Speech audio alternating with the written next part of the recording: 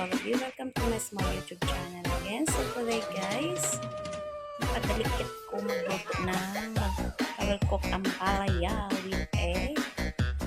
Then I will put cabbage. So now we have here the ingredients. I already cut guys. In short, I already cut the ingredients. So we have here the ampalaya, tomato, hot chili, onion, garlic,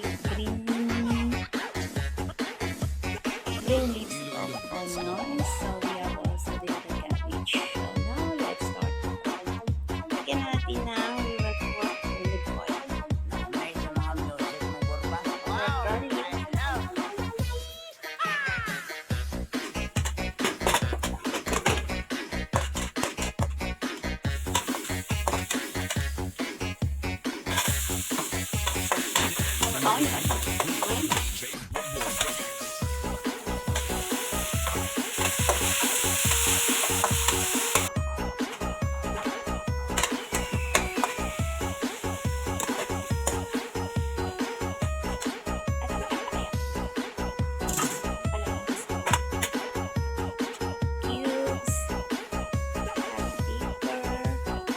Gamot sa high blood.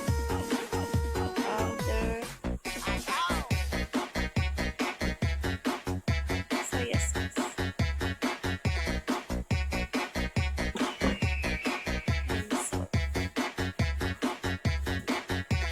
Then we will mix it guys.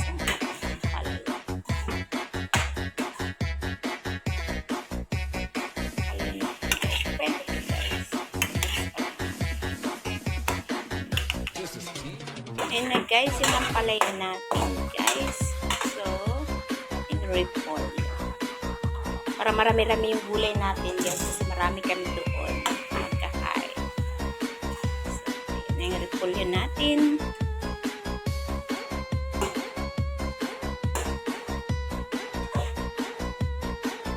Check guys.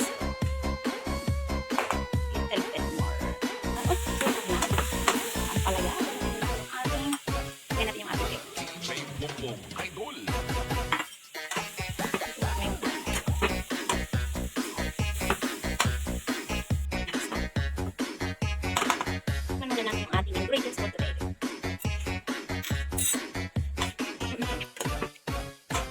Okay na siya guys.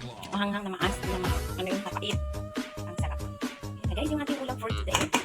Ano na lang natin ng 5 minutes para we're off the fire. So that's it our recipe for today guys. Ampalaya with cabbage and egg. So hope you like it. Pang probinsyang ulam. Wala tayong pera. At saka yung ampalaya is nakakatulong ko sa ano. Sa diabetes. Kaya lagi akong magluto ng ampalaya. Minsan kinikilaw ko rin.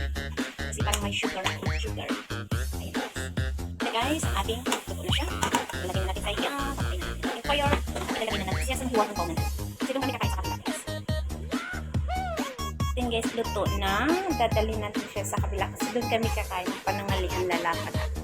So ito naman yung kanin. May wagang caldero. So that's it for today guys. Hope you like it and enjoy.